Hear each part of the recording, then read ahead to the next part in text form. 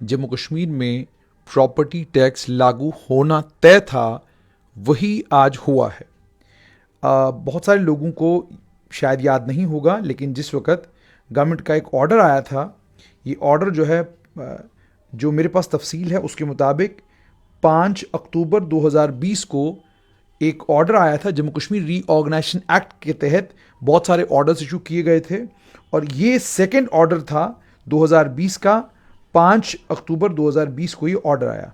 इस ऑर्डर में जो Jammu Kashmir municipal corporation act 2000 है उसके अंदर संशोधन किए गए थे, उसके अंदर अमेंडमेंट्स की गई थी और उसके अंदर वो सारे प्रावधान डाल दिए गए थे जो सारे प्रावधान म्युनिसिपल कॉरपोरेशन एक्ट जो पूरे देश में लागू है उसमें हैं। अब उन्हीं प्रावधानों में से एक प्रावधान था कि जम्मू कश्मीर में म्युनिसिपल कॉरपोरेशनों को ये इख्तियार था कि वो प्रॉपर्टी टैक्स जो है वो इम्पोज कर सकते हैं, वो प्रॉपर्टी टैक्स लगा सकते हैं।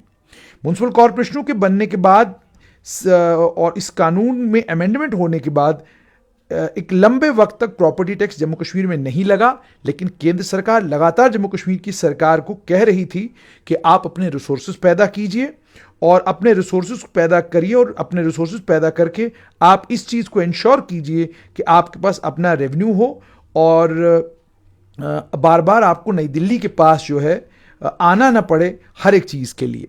तो इसीलिए लगातार सरकार को ये बताया जा रहा था। ये सेक्शन 86 है Jammu Kashmir municipal corporation act का। इस सेक्शन 86 को लेकर आज जम्मू कश्मीर की सरकार ने नोटिफिकेशन इशू किया है, जिस नोटिफिकेशन में उन्होंने म्युनिसिपल कमेटियों में, म्युनिसिपल काउंसिलों में और म्युनिसिपल कॉरपोरेशनों में, इसमें 2 नोटिफिकेशन आज इशू की गई हैं। एक नोटिफिकेशन म्युनिसिपल कॉरपोरेशन की है और दूसरी नोटिफिकेशन म्युनिसिपल काउंसिल और म्युनिसिपल कमेटियों की है। कॉरपोरेशनों में भी, कमेटियों में भी और काउंसिलों में भी सभी जगह पर अब ये प्रॉपर्टी टैक्स जो है वो लागू लगेगा और प्रॉपर्टी टैक्स को लेकर भी उन्होंने 5% of the taxable value of the property और कहा है रेजिडेंशियल एरियाज को लेकर, और जहां तक नॉन रेजिडेंशियल एरियाज हैं, जो कमर्शियल एरियाज हैं, वहां पर 6% के करीब करीब टैक्स लगेगा। लेकिन उसके बाद उसका फॉर्मूला भी दिया गया है और वो स्टैंडर्ड फॉर्मूला है जो पूरे मुल्क में, पूरी कंट्री में लागू है। उसी फॉर्मूले को जम्मू कश्मीर में भी लागू किया गया है। अब क्या जम्मू म्युनिसिपल कॉरपोरेशन या श्रीनगर म्युनिसिपल कॉरपोरेशन या कमिटीज या काउंसिल्स के पास कोई ताकत है जिस ताकत से वो इस प्रॉपर्टी टैक्स के लगने को रोक सकते हैं? अगर मैं Jammu Kashmir municipal corporation act 2000 या कानून की अगर मैं बात करूं तो कानून में कोई प्रावधान ऐसा नहीं है जिस प्रावधान के जरिए म्युनिसिपल कॉरपोरेटर प्रॉपर्टी टैक्स के लगने को रोक सकते हैं। डिले जरूर कर सकते हैं, यानी कह सकते हैं कि ठीक है जी, इस साल से लागू मत कीजिए, अगले साल से लागू कीजिए।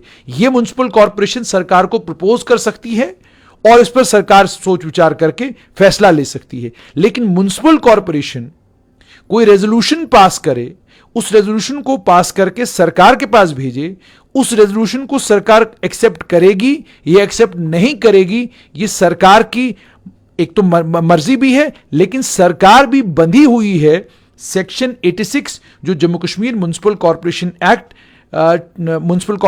2000 का है। और ये सेक्शन 86 जम्मू कश्मीर के म्युनिसिपल कॉरपोरेशन के कानून में 2020 में इसे इनकॉर्पोरेट किया गया था और ये 2020 का वो वक्त है जिस वक्त में केंद्र के जितने भी कानून हैं वो जम्मू कश्मीर में एक्सटेंड किए जा रहे थे।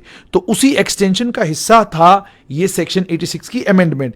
इस सेक्शन 86 में साफ तौर पर जैसे मैंने आपको कहा कि आप प्रॉपर्टी टैक्स को डिले कर सकते हैं, लेकिन आप कहेंगे कि प्रॉपर्टी टैक्स लगेगा ही नहीं, ऐसा संभव नहीं है। चंडीगढ़ की यूटी में और कई और जगहों पर प्रॉपर्टी टैक्स को लगाने में वक्त जरूर लगा, लेकिन बाद में प्रॉपर्टी टैक्स लगा और इस प्रॉपर्टी टैक्स को लेकर कानूनी प्रावधान क्या है। सेक्शन 86 साफ तौर पर कहता है unless exempted under this act, अगर इस कानून के तहत से एग्जेम्प्ट किया जाता है या और any other law for the time being in force, कोई कानून अगर उस जगह पर लागू है जिसकी वजह से नहीं किया जा सकता, property tax shall be levied on all lands and buildings or vacant lands are both situated within the municipal corporation। Municipal corporation की हुदूद में, म्युनिसिपल काउंसिल और म्युनिसिपल कमेटियों की हुदूद में जितनी भी जमीनें होंगी, जितनी भी बिल्डिंग्स होंगी, चाहे वो खाली हैं या उनके ऊपर स्ट्रक्चर खड़े हैं, उन तमाम पर म्युनिसिपल कॉरपोरेशन, उन तमाम पर प्रॉपर्टी टैक्स लगेगा। अब आज जो कानून आया है उस कानून में वैकेंट लैंड को लेकर उस कानून के अंदर कुछ कहा गया है। अगर एक्ट की बात करें, एक्ट साफ तौर पर कहता है कि सभी, चाहे वैकेंट लैंड हो, चाहे बिल्डिंग हो, चाहे कुछ भी हो, उसके ऊपर म्युनिसिपल कॉर्पोरेशन की हुदूद में अगर है तो प्रॉपर्टी टैक्स जरूर लगेगा। Property tax shall be levied at such percentage, उस परसेंटेज पे प्रॉपर्टी टैक्स जो है लगाया जाएगा। 15% से ज्यादा प्रॉपर्टी टैक्स नहीं लगाया जाएगा। तो वही जम्मू कश्मीर की सरकार ने किया है कि 5 से 6% के करीब करीब किया है। 5% रेजिडेंशियल के लिए और 6% जो है वो 6% के करीब करीब जो है वो कमर्शियल के लिए किया गया है। Of taxable value of the land, कि जो आपकी जमीन की कीमत है उस कीमत का एक तखमीना लगाया जाएगा। यानी कहा जाएगा भाई ठीक है, अगर आपके मकान की इस वक्त की कीमत 50 लाख है तो 50 लाख के ऊपर आपको 50 लाख के ऊपर अगर आपको टैक्स लगता है तो जितनी टैक्सेबल वैल्यू आपकी जमीन की बनती है उसके ऊपर आपका प्रॉपर्टी टैक्स लगेगा। और साथ में यह भी कहा गया प्रोवाइडेड, हाँ, इसमें सिर्फ गवर्नमेंट के पास कानूनी तौर पर इख्तियार यह है कि कुछ लोगों को अगर सरकार चाहे, कुछ कैटेगरी के लोगों को अगर सरकार चाहे, कुछ खास किस्म की जमीनों के ऊपर अगर सरकार चाहे, कुछ खास किस्म की बिल्डिंगों के ऊपर सरकार अगर चाहे, खाली जमीनों के ऊपर सरकार अगर चाहे, और या खाली जमीनों के ऊपर सरकार जहां अगर इन कैटेगरीज में सरकार चाहे तो वो प्रॉपर्टी टैक्स से इन्हें बरी कर सकती है। तो ऑलरेडी आपने देखा कि आज जो कानून आए हैं, रूल जो आए हैं, उन रूल्स में सरकारी जितनी भी इमलाक हैं, सरकारी जितनी भी प्रॉपर्टीज हैं, उन्हें प्रॉपर्टी टैक्स से बाहर रखा गया है। तो ये सरकार ने फैसला लिया है। आप कहेंगे कि कानून में कोई प्रावधान है या कानूनी कोई प्रावधान सरकार को रोकता है सरकारी जमीनों के ऊपर, सरकारी बिल्डिंगों के ऊपर प्रॉपर्टी टैक्स लगाने से, तो कानून उन्हें रोकता नहीं, लेकिन कानून उन्हें यह इख्तियार देता है कि अगर आप एग्जेम्प्ट करना चाहें तो आप कर सकते हैं, लेकिन अगर आप एग्जेम्प्ट नहीं करना चाहेंगे तो आपको कानून रोकता भी नहीं। यानी अगर सरकार ने आज अपनी तमाम प्रॉपर्टीज को प्रॉपर्टी टैक्स से एग्जेम्प्ट किया है तो ये सरकार ने खुद अपने लेवल पर फैसला लिया है। ये कोई कानूनी प्रावधान, ये कोई आप एक्ट जो है सरकार को ये सब करने से रोकता है, ये एक्ट सरकार को कहता है कि जनाब आप सरकारी बिल्डिंगों के ऊपर प्रॉपर्टी टैक्स न लगाएं, ना, ऐसा नहीं है। एक्ट साफ तौर पर यह कहता है कि सरकार चाहे तो ऐसा कर सकती है। उसके बाद एक और चीज कही गई है कि उसके अलावा ये जो एग्जेम्पशन है, अब इसमें दूसरा प्रावधान डाल दिया गया कि अगर आप एग्जेम्पशन भी देते हैं किसी को तो फिर कॉरपोरेशन को इख्तियार होगा कि वो सर्विस चार्ज ले सकते हैं। वो सर्विस चार्ज किस चीज के लिए लेते हैं आप? सर्विस चार्ज का मतलब ये हो गया कि सरकारी बिल्डिंग में जो आपने पानी का कनेक्शन दिया है, सरकारी बिल्डिंग में जो आपने बिजली दी हुई है, सरकारी बिल्डिंग में जो बाकी सहूलियतें सरकार देती है, उन तमाम सहूलियतों के लिए आप सर्विस चार्ज जो है वो सरकारी बिल्डिंग से ले सकते हैं। या उसके अलावा अगर कोई खास सर्विस आप देते हैं उसके लिए आप क्या कर सकते हैं कि आप उससे सर्विस चार्ज ले सकते हैं। तो सरकार ने बड़ी चतुराई के साथ ये किया कि उन्होंने सारी सरकारी बिल्डिंगों को जो है प्रॉपर्टी टैक्स से बाहर रखा और उनके ऊपर सिर्फ सर्विस चार्ज लगाया। अब बहुत सारे लोग ये सवाल कर रहे हैं कि जी कितना कितना प्रॉपर्टी टैक्स बनेगा? जितनी आपकी प्रॉपर्टी की कीमत होगी उस कीमत के हिसाब से 5%, उस कीमत को लेकर जैसे इन्होंने रेट बनाया है उस रेट में आपने देखना है कि आप कहां पर फिट बैठते हैं, उस हिसाब से फिर आपका प्रॉपर्टी टैक्स बनेगा। जो बड़े बड़े होटल्स हैं शहर में, जो 5 स्टार 4 स्टार होटल्स हैं, उन्हें तो लाखों रुपए में प्रॉपर्टी टैक्स देना पड़ सकता है। इसी तरीके से जो घर हैं उन्हें भी साल का, जो बहुत बड़ी बिल्डिंग्स हैं, बड़ी प्लेशियल बिल्डिंग्स हैं, बहुत बड़ा बंगला है तो बंगले का उसी तरीके से हजारों में प्रॉपर्टी टैक्स होगा। कुछ लोगों ने मुझे ये कहा कि जी जो प्रॉपर्टी टैक्स को लेकर कुछ लोगों ने ये भी कहा कि नहीं जी प्रॉपर्टी टैक्स को कुछ 1000 रुपए देने होंगे। नहीं, कुछ 1000 रुपए नहीं देने होंगे। या आपका मकान अगर छोटी सी अगर आपकी दुकान है तो आपका हो सकता है 250 रुपया, 200 रुपया, 300 रुपया बन जाए। लेकिन अगर आपका शोरूम है तो उसके बाद स्क्वायर मीटर के हिसाब से जब वो उसको मापेंगे या स्क्वायर फीट के हिसाब से अगर उसको मापते हैं और मापने के बाद जो आपका प्रॉपर्टी टैक्स बनेगा वो जाहिर सी बात है उतना ही बनेगा। अब अगर आपका मकान जो है वो किसी पॉश एरिया में है जहां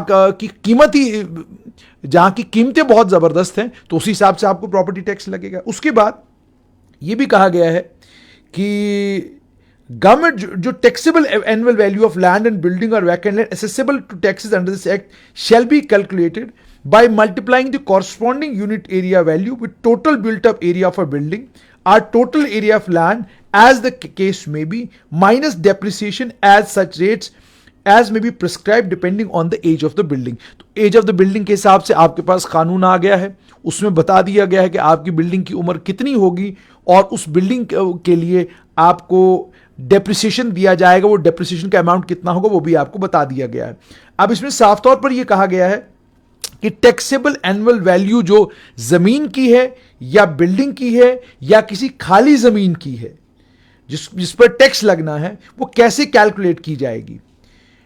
पहले तो यूनिट एरिया वैल्यू, आपको यूनिट एरिया वैल्यू को मल्टीप्लाई करना होगा बिल्टअप एरिया के साथ किसी बिल्डिंग का, या अगर जमीन है तो टोटल एरिया जो उस लैंड का है जैसा भी होगा, और उसमें से आपने डेप्रिसिएशन माइनस करनी है उस रेट पर जो सरकार ने प्रिस्क्राइब किया होगा.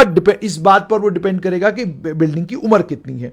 और यह भी कहा गया है कि म्युनिसिपल कॉर्पोरेशन जो इस in lieu of tax payable under this act fix a lump sum amount as annual tax for a certain category of properties. कुछ प्रॉपर्टीज के लिए ये इख्तियार भी क्या कहते हैं म्युनिसिपल कॉर्पोरेशन के पास है कि वो एक लमसम अमाउंट फिक्स कर सकते हैं कि भाई आप इतने पैसा दे दीजिए, इतना ही जो है प्रॉपर्टी टैक्स आपको लगेगा.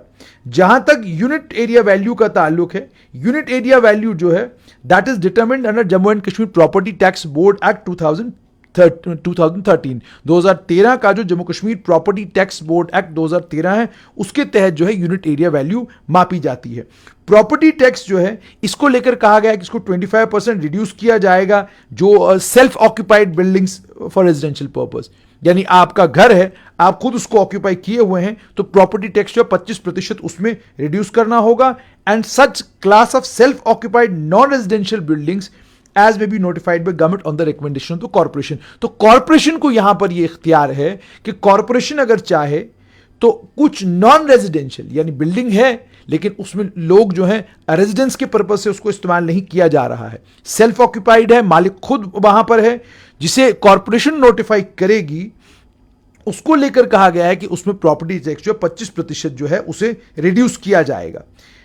और यह भी कहा गया है कि जो प्रॉपर्टी टैक्स जिस शख्स को ये प्रॉपर्टी टैक्स देना है वो 2 इंस्टॉलमेंट्स में ये प्रॉपर्टी टैक्स दे सकता है.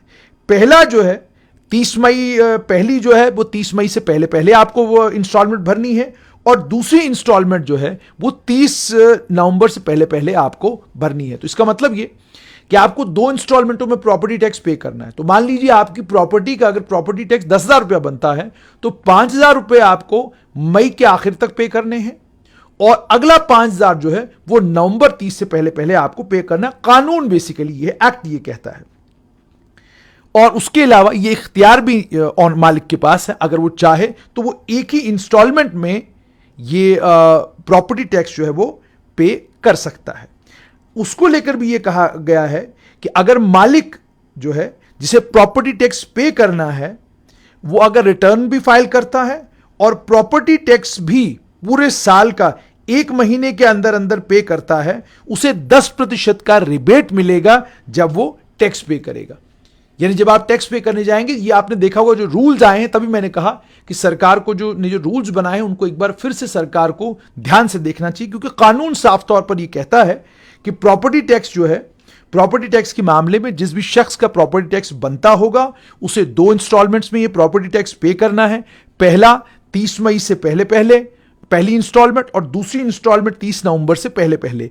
लेकिन दूसरा उसको ऑप्शन यह है कि अगर वो चाहे वो इस प्रॉपर्टी टैक्स को यकमुश्त एक ही बार पे कर सकता है. लेकिन अगर मालिक या जो ऑक्यूपायर है जिसे प्रॉपर्टी टैक्स फाइल वो प्रॉपर्टी टैक्स की रिटर्न भी फाइल करता है और पूरे साल का प्रॉपर्टी टैक्स भी 1 महीने के अंदर अंदर, जब से फाइनेंशियल ईयर शुरू होता है 1 महीने के अंदर अंदर वो प्रॉपर्टी टैक्स जो है वो भर देता है, तो उसे 10% का रिबेट जो टैक्स वो पे करेगा उस टैक्स के ऊपर उसको वो रिबेट मिलेगा.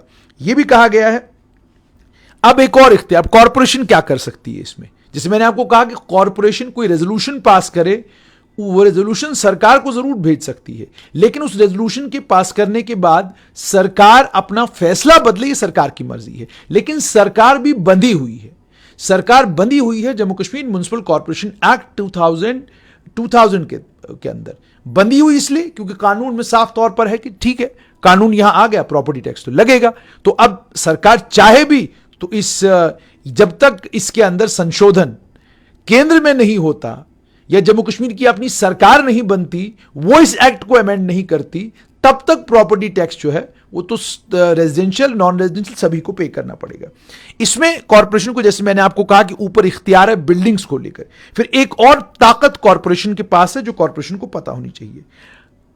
कॉर्पोरेशन रिकमेंड कर सकती है सरकार को, नोटिफिकेशन के जरिए रिकमेंड कर सकती है सरकार को कि जनाब प्रॉपर्टी टैक्स, जैसे मैंने आपको कहा कि अप्रैल में आपको पहली किस्त पे करनी है, आपने अगर अपनी किस्त वक्त पर पे नहीं की और आपने डिले कर दिया तो उसमें जाहिर सी बात है फिर आपको पेनल्टी पड़ती है।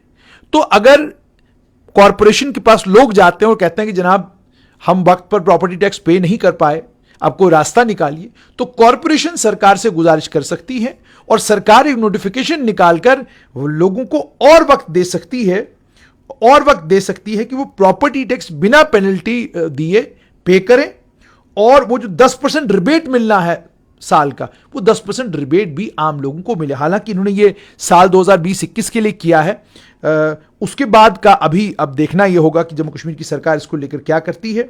उसके बाद यह भी कहा गया है कोई भी मालिक या ऑक्यूपायर कोई भी रिटर्न जब भरता है, प्रॉपर्टी टैक्स की रिटर्न भरता है, he shall pay in advance half year tax calculated or the full amount of property tax payable by him for the year on the basis of such return declared by him as being true and complete। जो return आपने भरी है उसी के ऐन मुताबिक या तो आपको आधा टैक्स या आपको पूरा टैक्स भरना है।